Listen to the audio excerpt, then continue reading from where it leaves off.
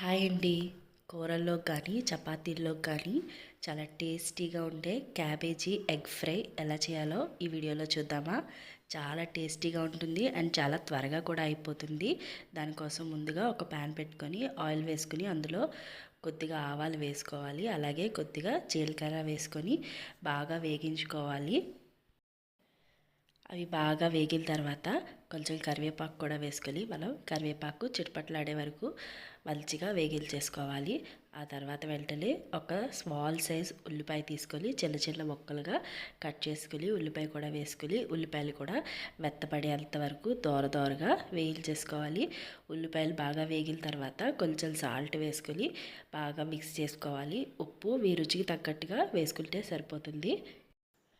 ఉల్లిపాయలు బాగా మగ్గిన తర్వాత మనము ఒక టేబుల్ స్పూను అల్లం వెల్లుల్లి పేస్ట్ కూడా అందులో వేసేసుకొని పచ్చివాసన పోయేంత వరకు బాగా వేపుకోవాలి. అల్లం వెల్లుల్లి పేస్ట్ ఫ్రెష్గా ఉన్నది వేసుకుంటే మనకి కర్రీ చాలా టేస్టీగా ఉంటుంది. పచ్చివాసన పోయేంత వరకు కూడా మనం ఫ్రై చేసుకోవాలి.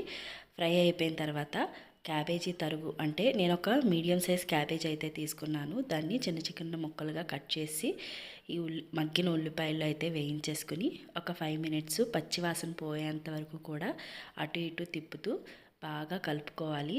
క్యాబేజీలో కొంచెం పచ్చివాసన ఉంటుంది కదా, అది పోయేంత వరకు బాగా కలుపుకోవాలి. కలుపుకొని ఒక 15 మినిట్స్ మీడియం ఫ్లేమ్లో పెట్టేసుకుని మూత పెట్టేసుకోవాలి.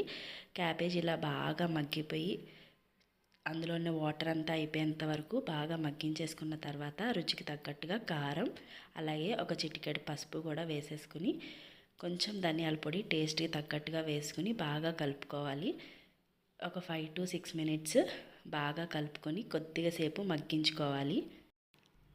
క్యాబేజ్ బాగా మగ్గిన తర్వాత ఒక 3 గుడ్లు తీసుకొని మనం వీడియోలో చూపిస్తున్నట్టుగా దానిలో వేసేసుకోవాలి. గుడ్డులు ఏమీ కదపకుండా అలా వేసేసుకొని ఒక 2 మినిట్స్ మూత పెట్టి బాగా ఉడికించుకోవాలి. 2 మినిట్స్ తర్వాత గుడ్డులు అయితే బాయిల్డ్ అయిపోయి ఉంటాయి కదా ఎగ్స్. సో అప్పుడు మనం గరిటె పెట్టి చక్కగా తిప్పేసుకోవాలి. చాలా సింపుల్గా అయిపోతుందన్నమాట.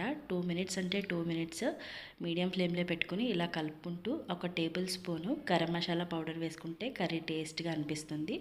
ఆ పౌడర్ వేసేసుకుని బాగా కలిపేసుకోవాలి. వాటర్ ఏం లేకుండా డ్రై అయిపోయేలాగా బాగా కలిపేసుకుని కొత్తిమీరతో గార్నిష్ చేసుకుంటే చపాతీల్లోకైనా రైస్లోకైనా చాలా టేస్టీగా ఉండే క్యాబేజీ ఎగ్ పుల్టా అయితే రెడీ అయింది.